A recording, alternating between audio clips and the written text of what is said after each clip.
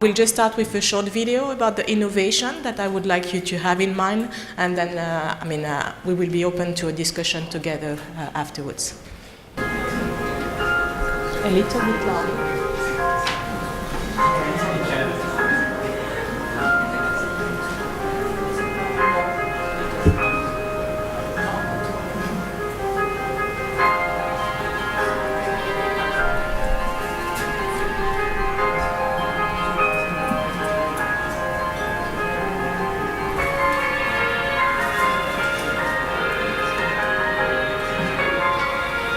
Don't get all the sounds. Basically, because it seemed that you have just part of it, what I wanted to show you is in fact three great leaders in diabetes. To me, it takes a series of innovations, one after another, to really help people live well with diabetes.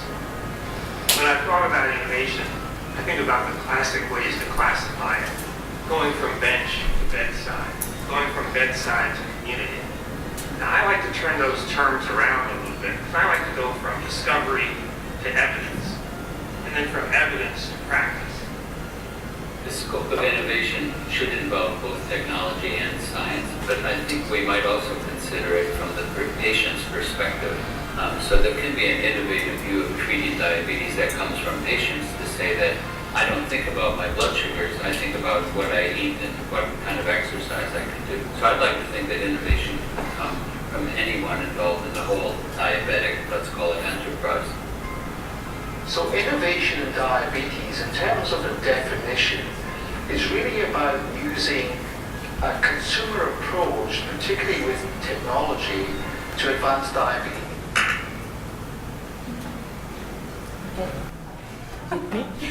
Is it me?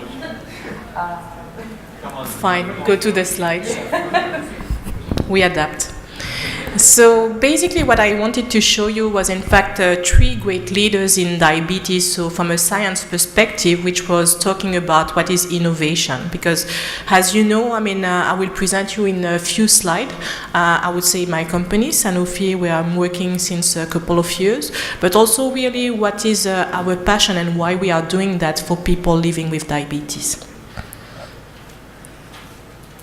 So we are global leaders in life science, and we really focus with the end in mind, so meaning patient. But I don't like really the word patient. I prefer to like people, because basically we all know that, maybe I'm not diabetes, but if I ask if I have parents with diabetes or something like that, yes, I do. So we are all concerned somehow with diabetes. And we are focusing really on three areas, so innovative portfolio, so drugs, to serve really people living with diabetes and also complication within our company. We also focus on integrated care, so not only looking at drug and the research, but how we can have a solution basically to improve the patient experience and the outcomes, because at the end we want to have a better quality of life, all of us. And then also look at how we can have partnership to either discover new molecules or I would say a new treatment that would be important to have great solution. So this I will not detail it, because you all know that, and I think that you know it better than we do, in the sense that really we need to address several, I would say, concerns. The impact of diabetes in general, so I know that you are most a community of type 1 patients, but you know also that type 2 is really a high problem.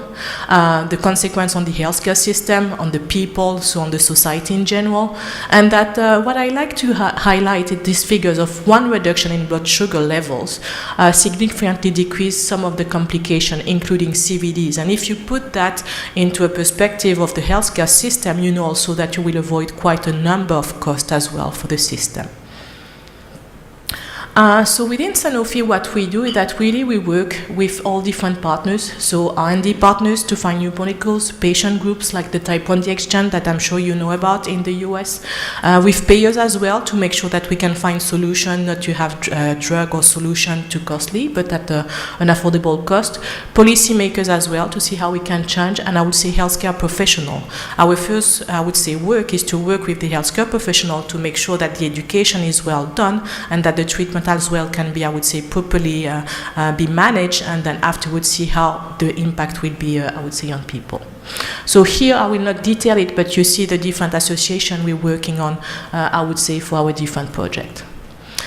It seems that all the pictures are not highlighting, but I just want you to, I would say, have a brief idea of basically where the innovation is coming from and what, I would say, the different work that we are working on.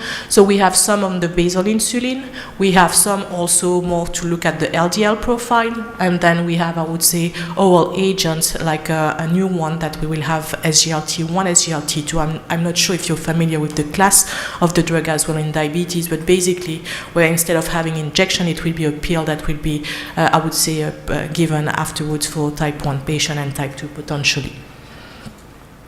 So it doesn't show up, but we have more than 90 years, in fact, of history with the development of basal insulin within our company. As you know, it has been discovered in Germany, and in fact, we were one of the first sites where it has been discovered, and then all along the year, basically, we have been working on, I would say, the different basal insulin to make sure that we can each time improve what we need, I would say, to provide. So our ambition really in a short is that we start from the early stage. So you see that we have some project on bioartificial pancreas, because this is of importance, some novel oral antidiabetics. We do have some GLP-1 and I would say dual agonists as well. And then afterwards we have some of the one that I had mentioned with SGLT1 and GST2. So now that I have given you, well, it doesn't show up, but when I mentioned that we were working also on integrated care, we had a joint venture. So Sanofi, which is more a pharmaceutical company, and Google, that all of you know, we decided to work together to see how basically we could, with all the data that was possible, define solution for the people. And in fact, a joint venture has been created, and the name is Onduo, where basically we have the link between some of the device, like the iPhone or data that we can have there, and then some of the solution. I will not go into more detail of that within the presentation, but I have a little surprise for you at the end so that we can dream together. So in a snapshot, our commitment to type 1. So this is some highlights. So some of you may know through the Young Leaders program within IDF, the kids project that will be presented, I would say, this year as well. So we have been working together since 2013, starting with India and Brazil, where really it's to raise the awareness about type 1, but also have all the educational part on type 2, because we know that it's when you start at the early age that at the end, when you become an adult, you can do something. So really, with this program, we are quite proud of it, is to see how basically we can impact. And I can tell you that, for example, in some school in India, when we start, and then you may have noticed on the first slide the image, he was a young leader, Ishan from India, and he has participated to lots of activities, I would say, with the various pharmaceuticals company. And I think that for you as young leaders, when you really want to do something, that you believe in something, just do it. So you will find barriers, likely, but we all do, but that doesn't mean that you will not succeed. So it's not because you have type 1, it's not because we have something that we should not achieve our dreams. And I think that when you dreams and you completed your dreams, just have another one, and that will be fine, and you will always be able to do something afterwards. So this one was for kids.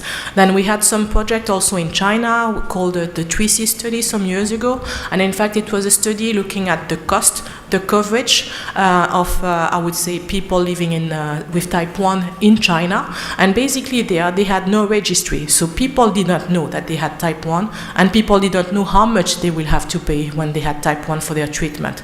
So this study really revealed what were the situation in some of the provinces in India, in China, and then afterwards what happened is that some policy has been put together, and that was also because you had people engaged really to do something and wanted to make a difference. Because I think that the point is really that you, when you are empowered, you can really make a difference. People can hear you, can hear what you're feeling, what you're doing, and what you're living every day. And that's the purpose really of being part, I think, of this program, and then being the real advocate, in fact, to make things happen. We have also, I'm sure that you may know ISPAD, which is I would say the International Society for Pediatric and Adolescent Diabetes. So we're working also together with them on some educational program for healthcare professional and other activities. We have one, I think that you might be interested to follow as well, which is the Type 1 Challenge. So it's really a trek basically that happens already 4 years ago. So we started in Kilimanjaro, where you have a bunch of people with Type 1 and decided to do a trek of 5 days to the Kilimanjaro, and they achieve it. So meaning that in 5 days, and really the purpose of this project and this wonderful program was to say that it's not because you're Type 1 that you cannot, dare to dream. And these people, and you had in fact young like you, from 18 to 25, and even adults, in fact, with Type 1, when they did this trek for 5 days, they were all together, and having the cold, and then seeing that they have the high and lows, and be able to really work together. And some of them are now friends, because it was the first experience that they had.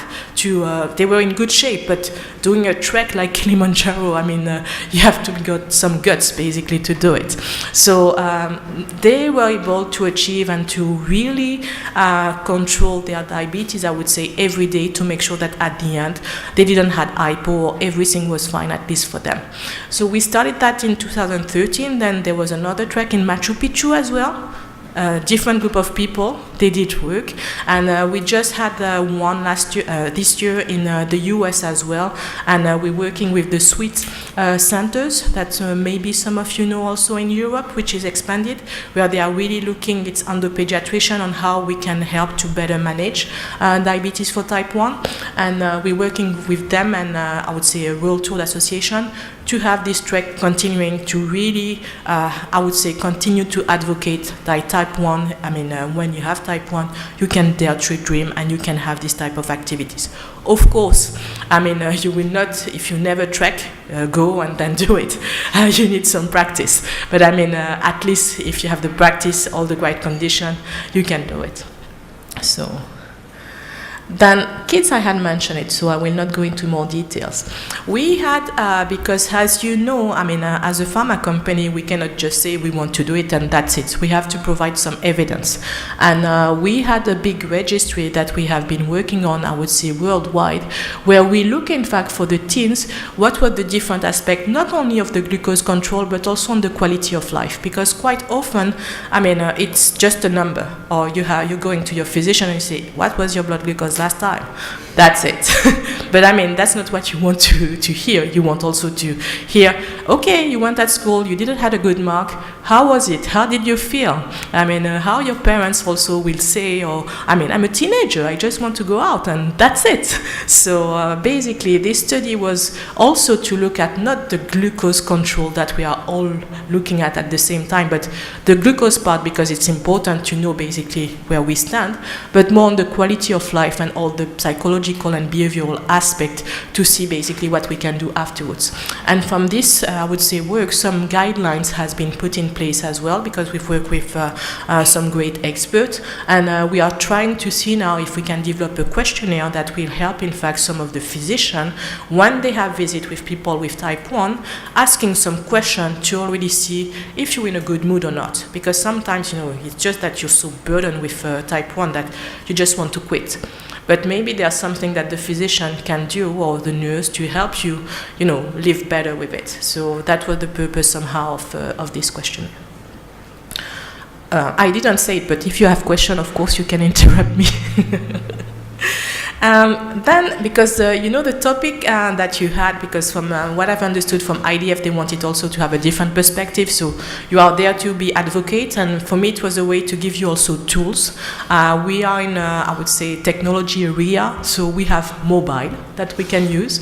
But by mobile, that doesn't mean that everyone has an iPhone or Android. You also have the simple mobile, the old Nokia that some of you know or don't, that we can use. And we had a project, in fact, with WHO and ITU, which is in fact an agency from the UN, where the goal really was to use all the mobile technology to improve NCDs. And by NCDs, I mean non-communicable disease, not just diabetes. You have also cancer, which is part of it. you have some cardiovascular disease. And then basically it was really to set up a platform where if there's any issue, I mean, if you already have the platform where you can send SMS to targeted population, then you can, I would say, react more quickly. And this platform, in fact, was used during the crisis of Ebola as well in Africa. It was not the plan. It was more that we were focusing on diabetes and on other disease. But at the same time, in Africa, I mean, there was the crisis of Ebola. And what the government at that time did is that they used this platform to send SMS to warn the population of what they had to do or not. So that's also a way, you know, of innovating. So it's not just having a drug. It's not just having a solution. So this can be part of the solution. And I think that the beauty of that as well is to really work in partnership. We are not alone. I mean, if you think that alone you can do everything, I don't think that's right. In fact, I think that we need to work with people together, and that it's more like this, that basically we can have better outcomes at the end. So this was a multi-sector partnership, and then one of the first pilots was in Senegal during the Ramadan as well, where we know that some of the people during the Ramadan, then they have they are fasting, but then they completely mess up with their glucose control, and the idea was to give some guidance before the Ramadan, during the Ramadan, and afterwards to make sure that people with diabetes, they had a better control, and it worked pretty well. So, sorry for that. Then if we talk about innovation, we have also, and I'm sure that some of you are quite well connected, so I don't put here a page on Facebook, but you have also, I would say, things like the community. And this is a project that we have in the Gulf, because I choose an example as we are here in Abu Dhabi, and maybe it can ring a bell as well for you, on how basically a community could work together and then interact. Maybe you have a question, someone will answer to you. That doesn't mean that it's a real advice. You may have to do something else afterwards. But that basically you can share what you feel or some of your concern with these people.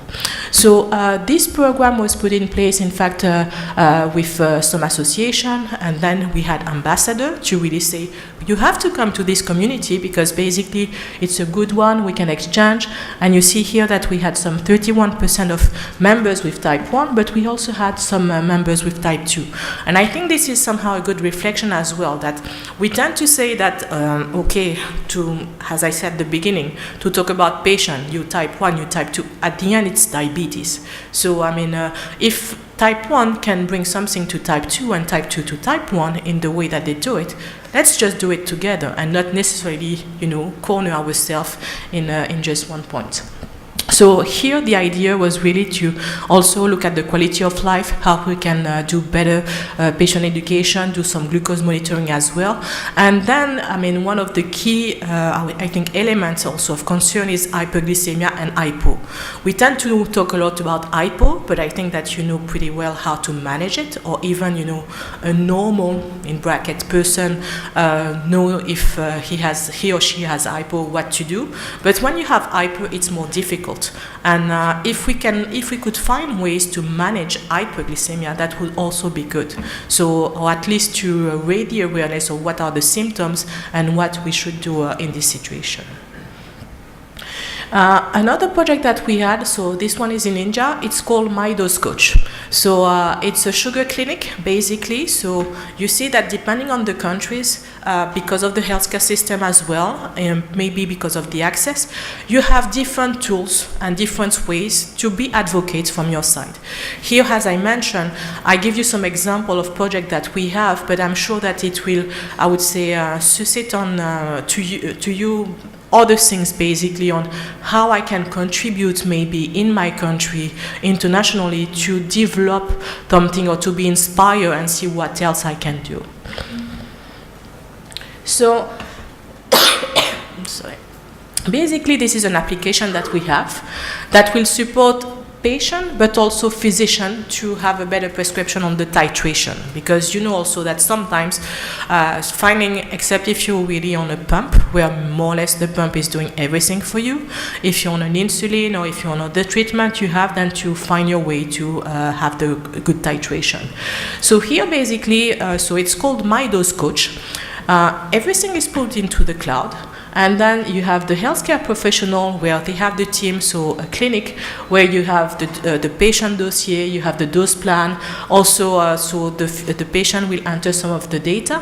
And then you have patient with their application where they will enter, okay, instead of writing every day what I have to do, I have my iPhone, and in that case I put my FPG and PPG, etc., and all the dose, and then I will have a reminder from the cloud because my physician will have look at it and tell me what it is. And then we have, I would say, a third party, sorry, which is the portal where all the support is there, and that will be basically talking about. So here it, I would say, little surprise I mentioned to you, and you have been very quiet until now, so you will speak up a little bit, if that's okay with you. With this, I would say it's the end of my presentation. I wanted to have with you what could we dream of. In fact, if you had something, or what would be ideally, if I'm not a patient with diabetes, but really someone, and that's it. What will make my life, I would say, easier? Do you have any ideas, or just interact and say what would be for you important? I think that fast insulin, more faster than a big drug, it will be great.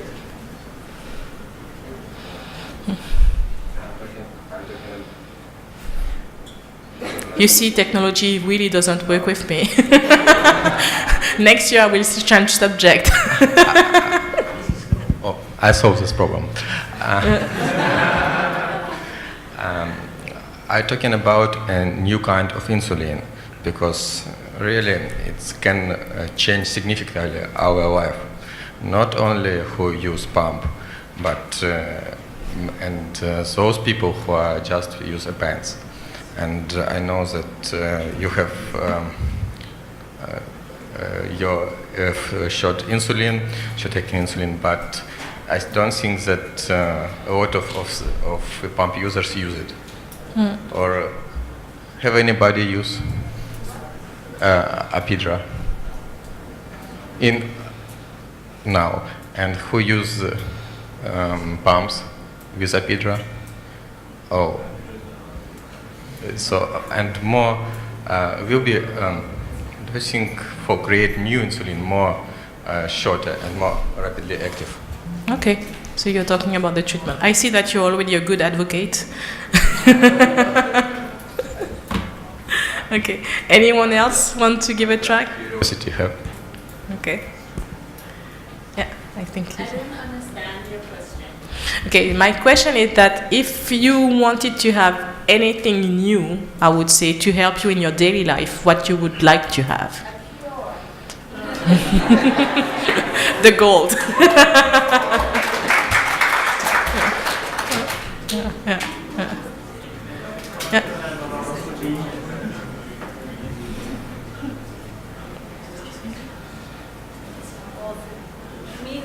Well, we find the cure, maybe for me, for example, it would be CGM, what measures your glucose, because in my country it's not for sale, it's not even, people just don't think about it because they don't know it exists.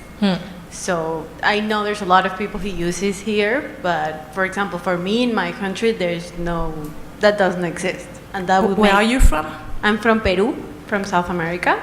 So that will make my life easy, and I'm sure it will make the life of the people in my country very easy too. Okay. Yeah. You have one.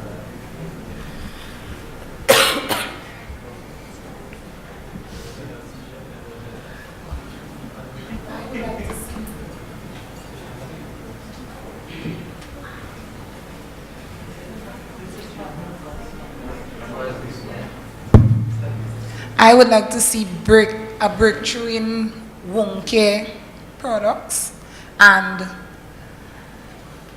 the price being really cheap. Okay.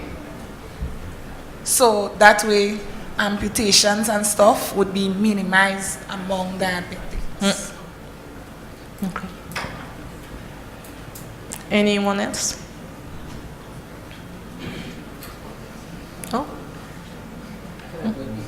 question specifically about diabetes treatment or just in general? In general. In general? Okay. I mean, I would love to have someone to clean my bedroom then. okay. But regarding diabetes, yes, I can share with my fellow colleague, young leader here, that continuous glucose monitoring system in Latin America, in a lot of countries, are not very accessible. So, Okay. yeah. Okay. But still, my bedroom needs to be clean. Okay. Okay. So I think that in the little, I would say, a few slides I will show you, it's a kind of mix of all what you mentioned. That I mean, there are people out there that are thinking about, how basically all this can be connected together. So here, I mean, if you're still with me, this is Cristiano. So I did not know that there was maybe in South America, more concern than in others, but I think it can work to others. So Cristiano is a young guy, and you see, so basically it's his file, so he's connected to the internet, and he enters, so it's really in the future, maybe in 10 or 15 years from now, that he doesn't have to go to his GP or his endocrinologist every day. I mean, when I mean every day, I mean each time that he has a checkpoint. So you see that Cristiano, so basically his grandmother has diabetes, his mother also has diabetes, his father died of diabetes, so he has I would say, quite a history with diabetes in his family, and he doesn't really like at the end to have to get that as a concern. So, for example, Cristiano, he had a smart insulin. So basically, he's just put the pen, on his head to see at night what could be what he needs. Yeah. So it's a cartoon, but you get the point. So it's telling him, okay, I already have my units. This is this date, and then this is the hours. That's what I have to do. And because it's not so good, he has also an iWatch, which is pretty cool, no? And so his iWatch also is basically telling him how basically he's looking at as well with all his glucose variability. What was his previous dose? And based on that, all the data are sent to a nurse. And the nurse can see basically with his dosage how he was, being, I would say, feeling during all that day. And her, because she's in the middle of the cloud having all this great data, at the end, she can tell him, okay, your data was not that great. What can I do for you? You have this little reminder. You are traveling. You have holidays. You need to have this in your luggage as well. So based on the Cristiano data, the software as well can generate some dosing schedule for him. So he doesn't have to think about it afterwards. He received the reminder on his smartphone. Reduce your dose. And then he had maybe the Google Home, doctors at home telling him, okay, you have some advice. You have to do that. Oop. My blood sugar is 120. Is that okay? Great result. Keep up the good work. Support. What a great week, because the system has been able to see what he had during the whole week. All of your blood sugar have been in range, fantastic. So you don't have again someone telling you you didn't do good. Treatment reminders. Remember to take your insulin when you go to school tomorrow. Changes, as we mentioned. Wow, you have done 10,000 more steps and your weight has dropped. Learning. Your blood sugars are coming down nicely, so keep taking your 10 units of insulin at night. At the end, he doesn't really need to have, I would say, he still have this conversation with the nurse or the right healthcare professional, but he's not obliged to go there if he can't. Your current HbA1c level is great, Cristiano. You have no hypoglycemia. Great, thank you.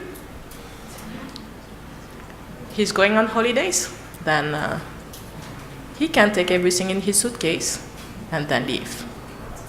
So I just wanted to share, and then I will wrap up the session with, I would say, this few slides to summarize, in fact, somehow the topic and also what we believe.